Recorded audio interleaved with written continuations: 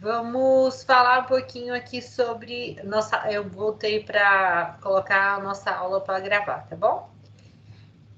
Vamos falar um pouquinho das fontes para a gente encerrar a nossa aula. E aí eu vou encaminhar um link para vocês fazerem aí as questões.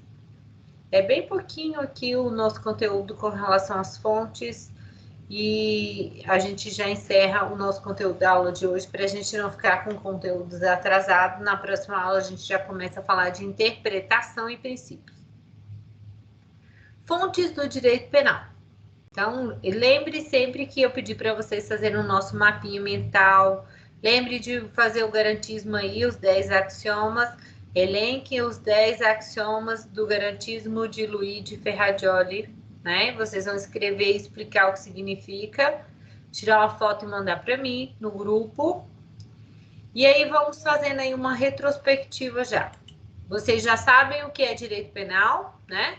Falamos sobre direito penal objetivo e subjetivo, falamos sobre o direito penal do inimigo e também hoje nós falamos sobre os sistemas jurídicos penais envolvendo aí o Código Penal, processo e lei de execução penal.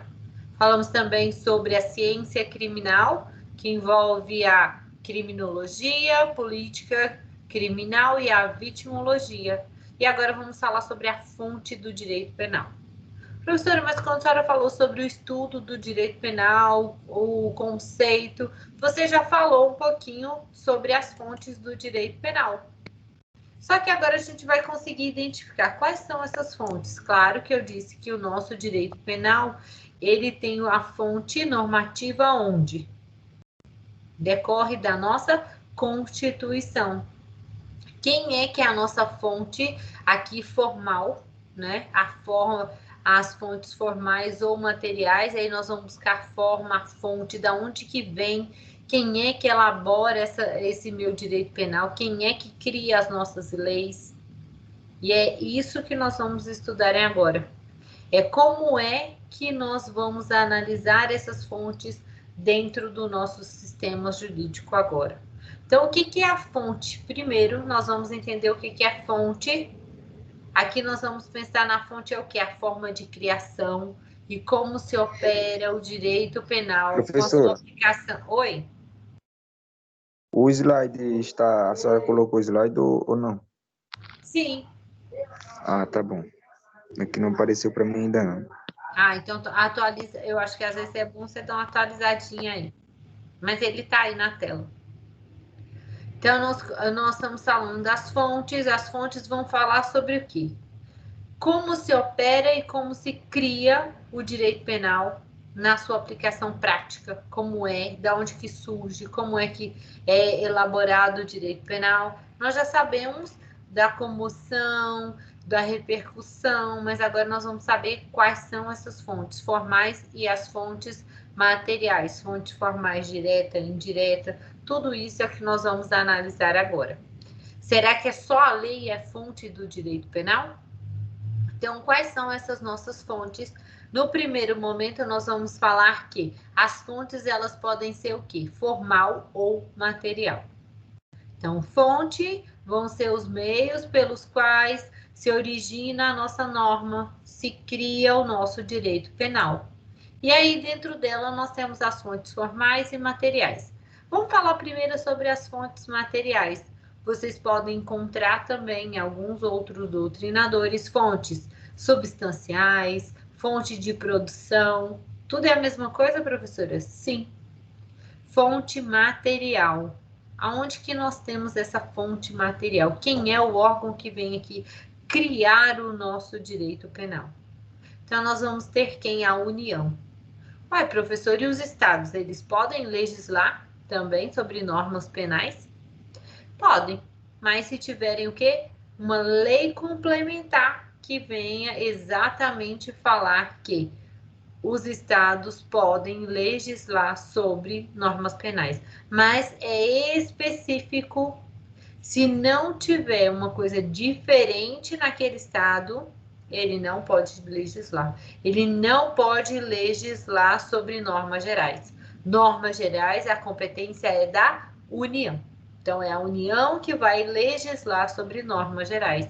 Alguma coisa específica, a União pode delegar para os estados, aí sim, os estados podem legislar sobre essas normas especiais, como um crime específico que acontece naquele estado, como aí no Pantanal, alguma coisa específica naquela região, aí sim os estados vão poder legislar. Mas aonde é que nós temos essa fonte, né, falando que a União que legisla e também os estados podem aqui fazer a legislação complementar? Exatamente na nossa Constituição. É lá no artigo 22, inciso 1º, vem falando que a União é competente para legislar sobre direito penal.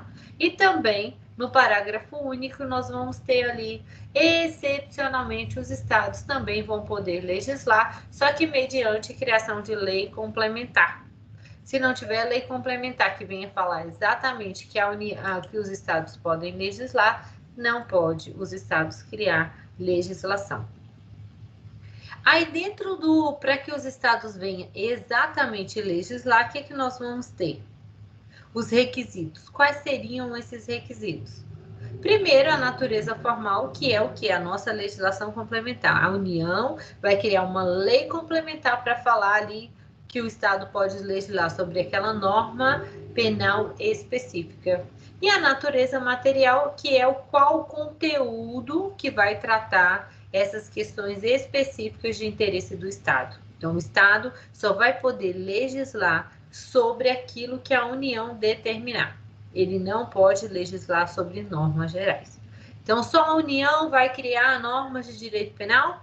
Não, os estados também podem, mas mediante lei complementar e também questões específicas de interesse daquele estado. Então, nós temos que ter essas duas naturezas preenchidas. A primeira, a natureza formal, e a segunda, a natureza material. Segundo, nós vamos ter aqui as fontes formais, também podem ser conhecidas como fontes cognitivas ou de conhecimentos, que são aquelas fontes que vão falar exatamente sobre a aplicação prática do nosso direito penal. É a forma como a nossa lei vai se exteriorizar. E aí, dentro da fonte formal, nós vamos ter fontes formal imediata e fontes formais mediatas ou secundárias. Quando a gente fala em fonte formal imediata, nós estamos falando exatamente da lei. Por quê? Lembra que nós falamos lá dos princípios, dos axiomas, que é exatamente a lei que vai criar crimes e vai combinar pena. Que o juiz ele não pode combinar pena nenhuma se a lei não descreve. Então, nós temos lá no artigo 121, matar alguém. Embaixo nós já temos ali, a lei já traz para nós a penalização. A pena já vem embaixo descrita. Então, a lei, a nossa própria fonte formal imediata já traz tanto o crime quanto a pena. E as fontes formais mediatas ou secundárias, elas não vêm criando crimes, não vêm combinando pena, mas vêm ajudando na aplicação do nosso direito penal. Quais seriam essas aplicações? Quais seriam essas formas, né, de a gente analisar exatamente essa exteriorização, que é as normas as quais nós estudamos. Nós já falamos agorinha sobre o nosso Código Penal, quando eu dividi para vocês aí o nosso Código Penal em parte geral e parte especial. O nosso Código Penal na parte geral, ele vai trazer exatamente essa normatização. As fontes formais são aquelas que vêm exteriorizar, como nós já falamos. Esse daqui esse slide está repetido, tá? É o mesmo que a gente tem do anterior. Só que aqui eu já trouxe para vocês as mediatas diretas e as indiretas. A forma de exteriorização também nós vamos ter como as mediatas ou indiretas, que vão ser os costumes, a doutrina, a jurisprudência. Aí vocês vão falar, professor, mas qualquer doutrinador, ele escreveu um livro, ele já é fonte mediata ou indireta? Não. são os doutrinadores mais renomados, são aqueles doutrinadores que já têm pós-doutorado no assunto, aí sim eles vão ser considerados como fonte. E jurisprudência, professor? Todo desembargador dos tribunais, eles criam jurisprudências, e aí essas jurisprudências também são fontes? Nem todas. As jurisprudências que vão ser mais fontes aqui para o nosso direito penal vão ser exatamente quem? STJ, né? Superior Tribunal de Justiça, e o STF, o Supremo Tribunal Federal. Então, esses dois vão ter aqui bases que vão ter jurisprudências que vão ser bases para o entendimento também aqui dentro do nosso direito penal. Ué, professora, mas e costumes? Costumes na sociedade. Costumes também podem ser formas aqui imediatas ou indiretas? Sim. Nós temos costumes dentro da sociedade que ali vão servir, claro, não como norma de aplicabilidade como crime e pena, mas sim para desvendar algum crime, que aquilo era na sociedade, é uma coisa que acontece. Então, o costume também pode ser utilizado aqui para fontes do nosso direito penal.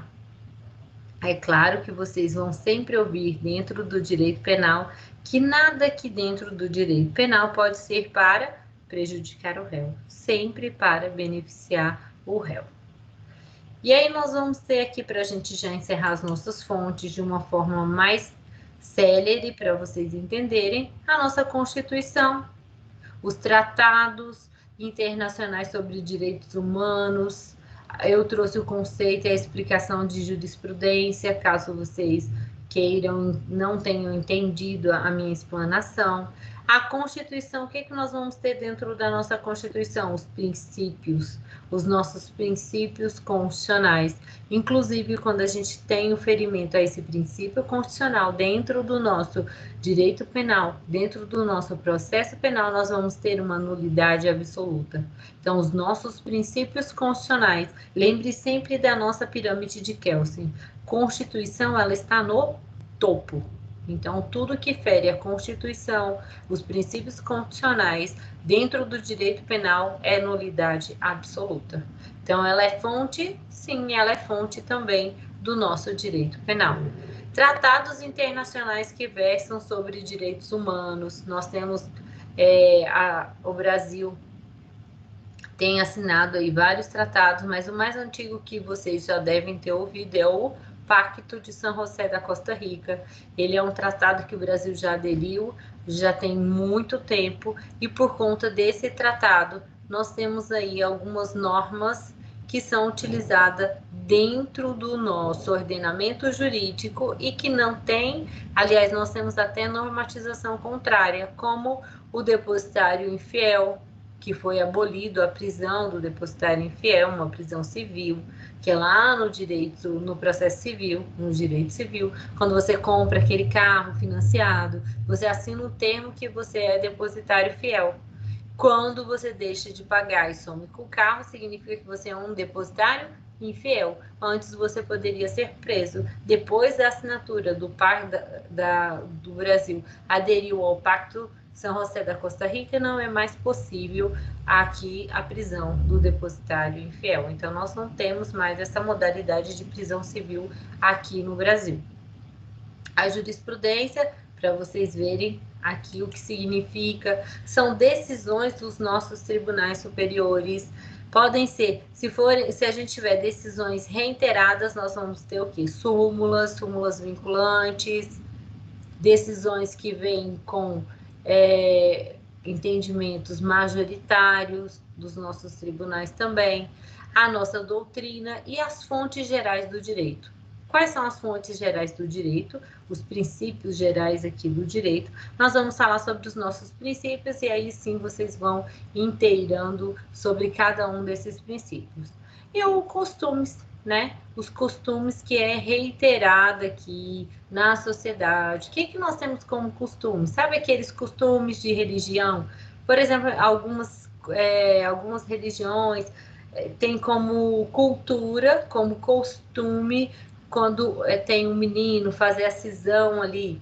Então, é um costume que é já de uma crença, de uma religião, que não é uma lesão corporal leve, mas é um costume que tem já na sociedade. Outras espécies de costumes que nós temos também, segundo a lei, né, segundo a lei, aquele interpretativo que vem só para auxiliar aqui no direito penal você entender o conceito de alguma coisa que está relacionado com o crime que aconteceu naquela comunidade ou naquela região. Também contra a lei ou negativo, aquele que vem contrariar um costume que vem aqui para contrariar a lei, mas que já está enraizado na sociedade. O exemplo mais comum é o jogo do bicho. Às vezes todo mundo sabe que ali na banquinha do fulano de tal faz o jogo do bicho, mas ninguém denuncia, porque já é um costume ali ver o seu João vendendo o jogo do bicho dele ali todo dia. E aí nós vamos ter também o pré-tem lege, que é o integrativo, que é aquele que vem para suprir a lacuna da lei. Professor, mas você falou que tem tanta legislação e ainda existe lacuna da lei?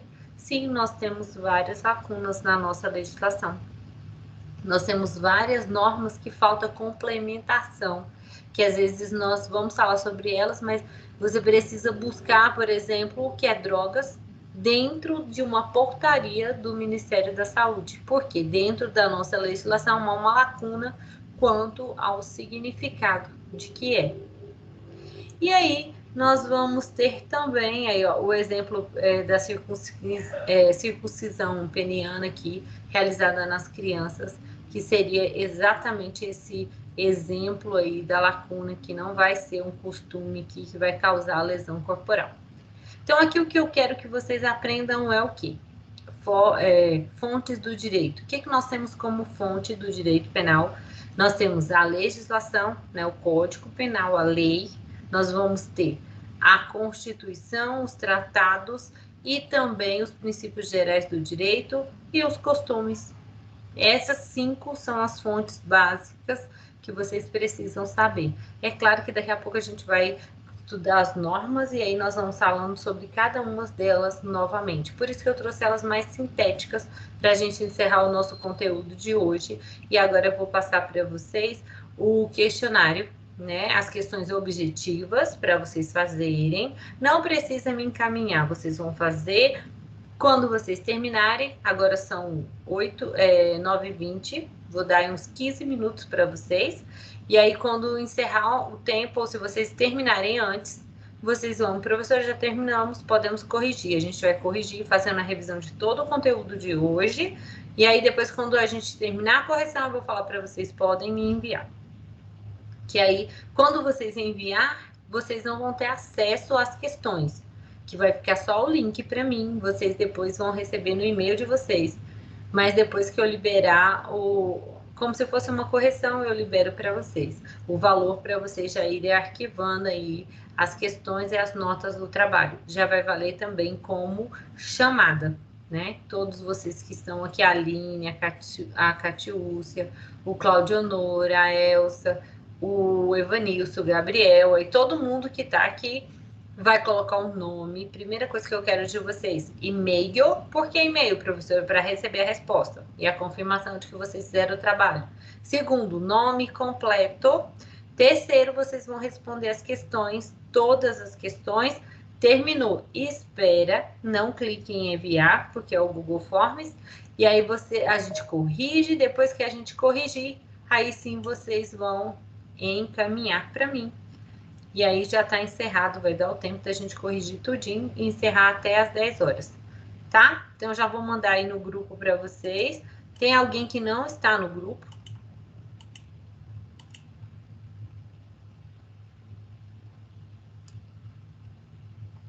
Não? Então, tá bom. Então, todos estão. Quem não tiver, se manifeste, que eu peço para adicionarem aí.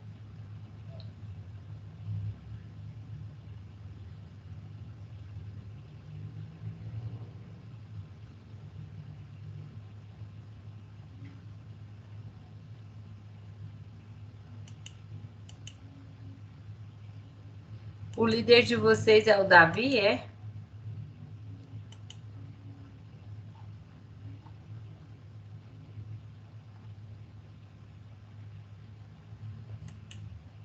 Sim, eu Sim, vi. professor.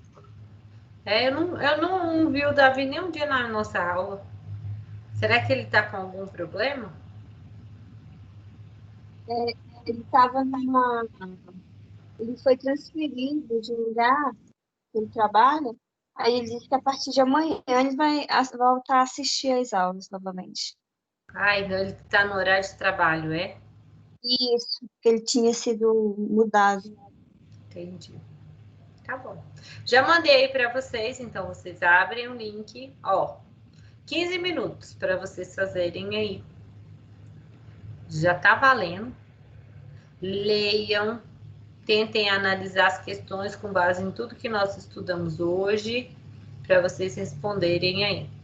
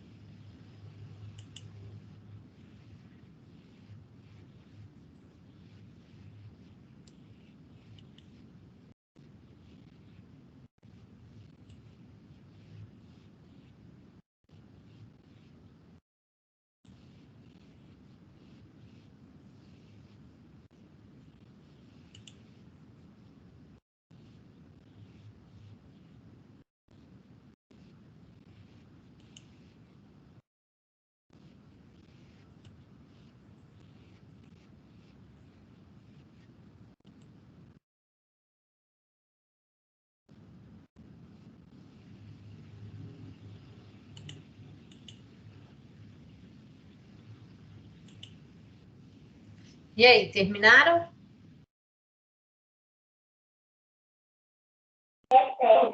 O meu falta umas 3 ainda. Ainda não, professor.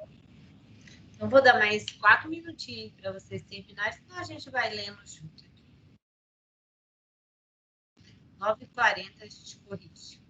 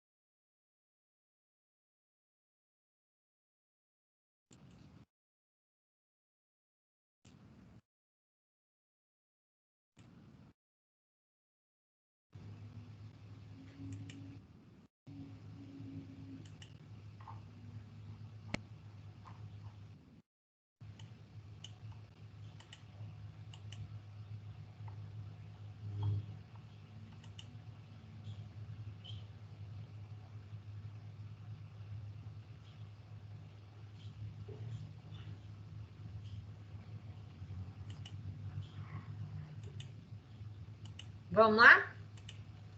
Vamos corrigir? E aí a gente vai conversando sobre elas, vocês vão terminando aí. A primeira questão aí era para a gente analisar a política criminal. Era um exemplo de política criminal aí para vocês analisarem. Não precisava nem de muito conteúdo, né? Bastava vocês só analisar as questões com relação ao nosso dia a dia.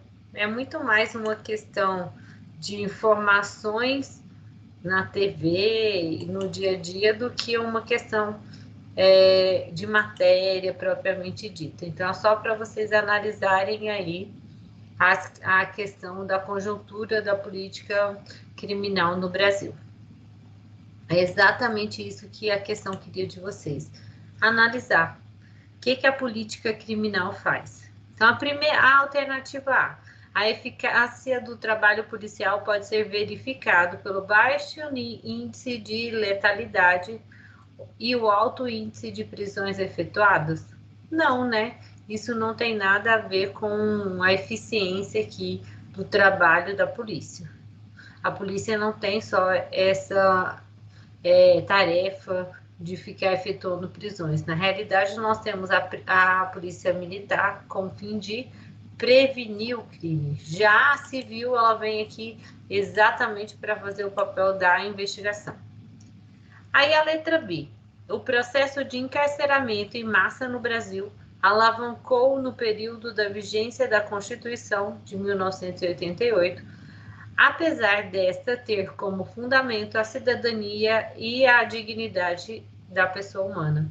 Essa aqui é uma conjuntura de política criminal brasileira atual que a gente tem analisado desde a nossa Constituição de 88, com fundamentos principalmente na dignidade da pessoa humana. Aí vocês vão falar, professora, mas se a gente analisar aqui os nossos presídios, não tem nada de dignidade da pessoa humana. Mas a nossa lei de execução é linda, vocês precisam conhecer ela para vocês verem como seria a prisão de acordo com a nossa lei de execução. É claro que não condiz com a realidade, mas a lei é bonita. A letra C vem falando da construção de presídios, que tem sido uma política eficaz de redução de encarceramento. Criação de presídio no Brasil nunca foi medida eficaz de política para redução de encarceramento. A letra D vem falando do crescimento da população prisional, é um isonômico no aspecto de gênero, não tem nada de isonomia em relação a gênero, porque a nossa própria lei já diz bem claro que nós temos presídios masculinos e presídios femininos. Então, não tem aqui nada sobre essa isonomia. Isso já é determinado pela lei. A letra E vem falando da proteção dos direitos humanos, que tem sido o principal resultado da política criminal brasileira, uma vez que o aumento da população prisional demonstra que os bens jurídicos estão cada vez mais protegidos pelo direito penal. E a gente sabe que o encarceramento não é uma medida tão eficaz assim para diminuição da criminalidade. É claro, inibe muito a sociedade, mas não tem sido uma medida aí eficaz. Então, na número 1, a alternativa correta é a letra B. A 2 já vem falando sobre prevenção de infração, a prevenção do crime, a prevenção primária, a prevenção secundária, e aí nós vamos ter políticas legislativas, nós vamos ter a prevenção terciária, que vem falar exatamente no que está relacionado cada um. Quando a gente fala na prevenção aqui primária da infração, nós estamos falando nas políticas públicas. Quais são essas políticas públicas que nós falamos? Educação, emprego, moradia, saúde, qualidade de vida, segurança, tudo isso são prevenções primárias. Lembra lá da política criminal, quando eu estava falando naquela comunidade, naquele semáforo? O que essa política pública traz? Exatamente esses meios para diminuir o índice de criminalidade, para ver se coíbe ali, dá uma ocupação para a sociedade, para que inibe ela a cometer crimes. Essa seria uma prevenção primária. A prevenção secundária, nós estamos falando exatamente dos programas da polícia. exatamente da Polícia Militar, que vem fazendo essa prevenção social, através também dos meios de comunicação, a ordenação urbana, tudo isso vem dessa prevenção secundária. E a política legislativa de ação, que nós temos aí as ações policiais, as políticas de segurança pública, tudo que envolve que é a criação de membros da segurança nacional, como polícia, aumento do policiamento, aumento de formas de ajudar a Polícia Civil com meios para investigação, tudo isso aí nós estamos falando de uma prevenção secundária e também da política legislativa. Já a prevenção terciária, ela vem a atuar exatamente na reincidência. Ela é voltada somente para o preso, em tentar ressocializar esse preso. Mas aí a ressocialização aqui é uma medida que não cabe só ao Estado, né? O preso também tem que querer essa ressocialização. Aí seria uma proteção terciária. Primeiro eu penso na proteção para que não cometa o crime. Segundo, eu boto a polícia para investigação, né? Para prevenção, para todos os meios aqui, que é a prevenção secundária. Depois eu crio, a União, o Estado, crio aqui ações através de leis, crio leis para aumentar a polícia, a investigação, e por fim, eu me preocupo com o preso. Tudo isso são formas de prevenção da infração penal. Infração penal, a gente já sabe que é o quê? Crime mais contravenção. Então, de acordo com tudo isso que eu explanei para vocês, a alternativa aqui da nossa questão número 2, ela vem trazendo exatamente o quê? Vamos lá. As modalidades preventivas nas quais se inserem os programas de policiamento, orientando a solução de problemas e de policiamento comunitário, assim como outros programas de aproximação entre a polícia e a comunidade, podem ser incluídas na categoria de prevenção primária? Não, né? Eles são de prevenção secundária. Prevenção primária, nós falamos que são o quê? As políticas públicas na área da segurança, do emprego, na qualidade de vida ali para a sociedade. Isso sim é uma prevenção primária. Então, essa alternativa está errada. A questão número 3. A questão número 3 está falando exatamente aqui de um doutrinário, de um magistério do Zaffaroni. Zaffaroni é um grande doutrinador do direito penal, ele é um argentino. E aí vem exatamente buscando a tutela do bem jurídico aqui. Sobre o bem jurídico penal, assinale a alternativa que não está de acordo com o pensamento, né, de Zaffaroni e também de Periagli. Esses dois doutrinadores que nós vamos analisar. O que eles trazem? Eles trazem o bem jurídico aqui, penal tutelado, com relação à indisponibilidade do indivíduo. E aí, cada alternativa vem fazendo aqui uma busca sobre esses bens jurídicos a serem tutelados. O bem jurídico para eles dois a serem tutelados é com relação à indisponibilidade do indivíduo. Porque aqui ele vem proteger como um objeto, protegido pelo Estado, que vem revelar o interesse na tipificação da pena, que vai afetar exatamente a conduta. O que é? Eu, Estado, imponho uma penalização para tentar coibir você de cometer o crime. Então, ele fala que isso é uma relação de indisponibilidade.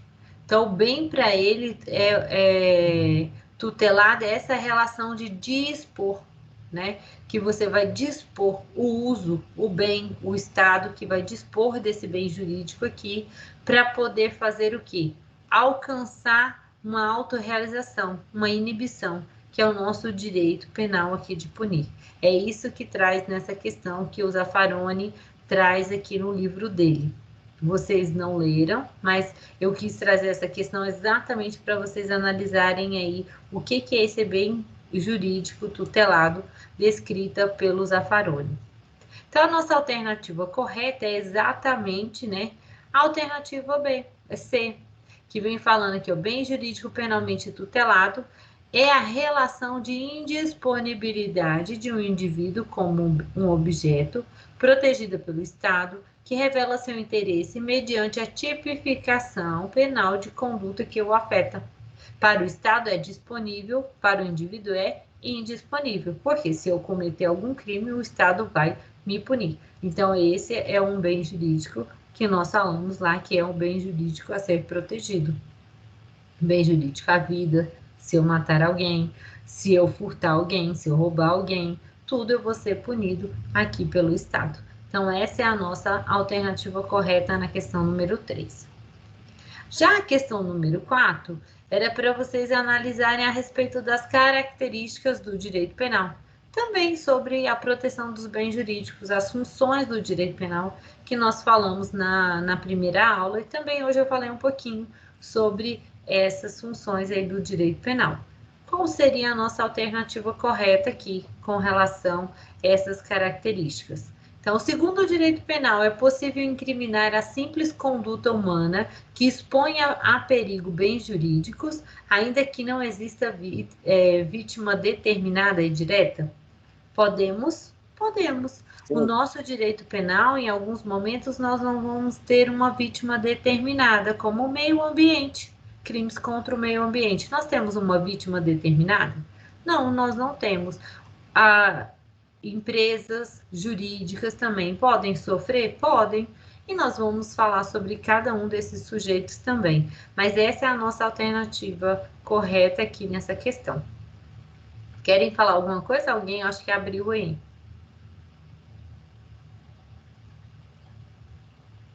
Então, vamos continuar. Vamos ler as outras letras para vocês entenderem. A terceira eu não li porque era uma interpretação do livro do Pensamento de Zaffaroni. Então, eu não li porque o pensamento era aquele. Mas essas daqui, cada alternativa traz uma informação que a gente precisa para revisar na nossa aula de hoje. Ó, o direito penal tem os princípios como fonte de integração da lei penal, que devem ser utilizados em caso de omissão legislativa, mas cuja aplicação é vedada para desfavorecer o réu. A gente pode aplicar os direitos aqui como fonte? Sim, mas fonte integral? Não, fontes subsidiárias. Então, os nossos princípios podem ser aplicados, mas de forma subsidiária. A gente não tem como aplicar aqui o nosso princípio de forma primária. E a questão A também, ó, segundo o direito penal, é possível incriminar a simples conduta humana que exponha bens a perigo, ainda que não existem vítimas determinadas. Aqui também nós podemos utilizar um dos axiomas, né? Nulo crimine sine injuria. Se eu não tenho aqui um crime, né? Não há crime sem a lei que o comine. Se eu não tenho, não posso aplicar. Mas se eu tenho, eu posso aplicar até a vítima indeterminada, que é o exemplo ali. E depois nós vamos estudar os sujeitos e dentro do sujeito vocês vão ver quem é que pode sofrer essas lesões. A letra D. De acordo com... Vamos lá, a letra D. De acordo com o direito penal, a aplicação de nova lei, no caso de estabelecer nova causa de diminuição de pena e nova causa de aumento de pena, tipo penal incriminador existente, deve ser afastada... Peraí, deixa eu aceitar um colega que está chegando. Deve ser afastada a fato ocorrido antes de sua vigência, ainda que em benefício do réu. Aqui nós vamos estudar, ainda não falamos sobre essa parte. Isso daqui é uma novatio legis impégios, né? Se nós temos uma lei nova, se ela vem para prejudicar o réu, eu não aplico. Mas se ela vem para beneficiar o réu, nós vamos aplicar. Mas não se preocupe que a gente vai estudar essa parte aqui também. Aqui é exatamente o nosso artigo 5º da Constituição Federal, que a lei não retroagirá, salvo se for só para beneficiar o réu. Então, já é um princípio que está lá na nossa Constituição. A alternativa D, ela vem falando de lei excepcional e lei a diferença de lei complementar e lei excepcional. Vamos estudar também essa diferença. Então, segundo o direito penal, o fato praticado durante a vigência de lei excepcional, quando o fim do período de sua duração ou quando cessarem as circunstâncias que a determinaram, não mais se aplica à lei penal. Aqui nós vamos estudar exatamente a diferença de lei excepcional e também a diferença de lei temporária. Então, esse daqui nós vamos deixar para explicar para vocês com todos os detalhes quando a gente estiver aí exatamente falando sobre a diferença de uma e quando é que nós vamos aplicar, quando eu ensinar para vocês como é que vai aplicar a essas legislações. A letra E, o direito penal estabelece como fundamento a teoria da atividade, aqui é a teoria do crime. Nós ainda não vamos falar sobre ela, porque vocês vão estudar a teoria do crime, nós vamos aprender a luta e o lugar e o tempo do crime. Então, aquela alternativa ainda vamos deixar mais para o futuro, para vocês não ficarem com muita informação já guardando hoje. A quinta questão é a ciência, para vocês, qual conceito se adequa aqui? A ciência ou arte de selecionar bens ou direitos que devem ser tutelados juridicamente e penalmente e escolhe os caminhos para efetivar tal tutela, o que ineludivelmente implica a crítica dos valores e caminhos já eleitos. Também é de Zaffaroni, um trecho do manual dele. O que relata diante do que nós estudamos exatamente esse conceito? O que vocês marcaram aí? Essa hoje era a questão mais criminal. Política criminal. Muito bem. Perfeito. Política criminal. Não é política criminal. Aqui vem trazendo os caminhos, a tutela jurídica penal, os caminhos para efetivar essa tutela, exatamente a política criminal. O direito penal do inimigo lembra do terrorista. Então, o direito penal do inimigo é só você lembrar de um terrorista que você não vai confundir com nada. Sempre aquela exceção. Tudo para ele vai ser excepcional. Alguma dúvida? Agora vocês podem clicar lá embaixo e enviar. Professor, para mim receber aqui. Oi, Evnis. A senhora podia voltar na Já enviei, professor. gentileza? Já enviou, né? Aí vocês não acompanharam a correção. Vocês enviaram antecipado, né? Antes de acompanhar a correção. O segredo é a gente acompanhar a correção para vocês aprenderem um pouquinho. Vamos lá. Quem é que está falando comigo? Volta na questão. Sou eu, Evanilson, na quarta questão. A quarta. A quarta, na realidade, a única coisa que eu queria de vocês era a questão número 1. Porque as demais vocês ainda não estudaram. Então, para vocês não ficarem buscando muitas informações, era só, e eu botei ela até na letra A, para quando vocês lessem, vocês já conseguissem aqui identificar as características. Segundo o direito penal, é possível incriminar a simples conduta humana que exponha a perigos bens jurídicos. Sim, né? Se a gente expôs aqui a perigo bens jurídicos, como o direito à vida, ainda que não exista vítima determinada e direta. A vítima determinada são os sujeitos, nós vamos falar sobre eles, mas já é como para vocês imaginarem o que seria essa vítima indeterminada ou vítima que não exista uma vítima direta. Crimes contra o meio ambiente. Meio ambiente não tem uma vítima certa. Quando nós temos um crime de epidemia, que você não sabe quem é que transmitiu, agora é pandemia, né? No nosso caso é diferente. Mas uma epidemia, vamos imaginar, que alguém transmita um vírus na comunidade inteira. Você não tem como precisar quem é que foi. Também a vítima é indireta. Teria outra dúvida? A terceira, professora. A terceira. A questão 3. A questão 3 era para vocês analisarem o que não está de acordo aqui com o Zaffaroni, né? Lembra que o que não está de acordo com ele. O que ele defende? Ele defende exatamente a disponibilidade do bem penal tutelado. A relação, o que é essa disponibilidade? O Estado que vem proteger o bem jurídico. O que é esse bem jurídico? Aí vai depender. Lembra que nós falamos sobre a vida, crime de dano, e aqui a única que não vai estar de acordo com o que ele fala é essa indisponibilidade do indivíduo, que ele fala que é uma relação aqui disponível, que não é indisponível, essa indisponibilidade do indivíduo a ser protegido pelo Estado. Sim, nós somos protegidos pelo Estado. É um direito disponível do Estado, tanto de nos proteger quanto de nos punir. Tranquilos? Mais alguma? O que vocês acharam das questões? Eu achei que eu preciso Eu estudar errei essa bastante. pergunta. Hã?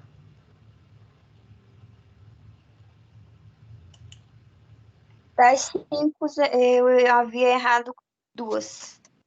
Ah, então tá bonitinho demais. Tem coisa que vocês ainda nem sabem. Eu trouxe só para vocês irem se familiarizando. Mas tá muito tranquilo. Essa parte inicial aqui é uma parte para vocês entenderem e aprenderem conceitos. Como eu pedi para vocês fazendo um mapinha aí. Porque daqui a pouco a gente vai começar os princípios. Princípios, eu preciso saber cada um. Eu preciso conceituar cada um e vocês vão ver. Quando eu pedir para vocês, explique e conceitue o princípio da legalidade, reserva legal, anterioridade. Professor, tem que saber de cor? Tem. Princípio, vocês têm. Esse aqui é para vocês criando uma noção. A gente vai criando uma base. Direito penal é assim. A gente vai construindo a nossa casa. Aí a gente está no alicerce, naquele primeiro momento. Aí a gente vai, mas o nosso alicerce tem que ser bem feito. Porque senão, quando a gente chegar lá no crime, que é o telhado, ele vai desmontar. Então, por isso que hoje, tudo que nós estudamos, eu peço para vocês, leiam de novo, releiam de novo. Agora, vocês já podem pegar o Código Penal e ler o artigo 1º, que é os que nós vamos começar na próxima aula, os princípios. Tá bom? Ok.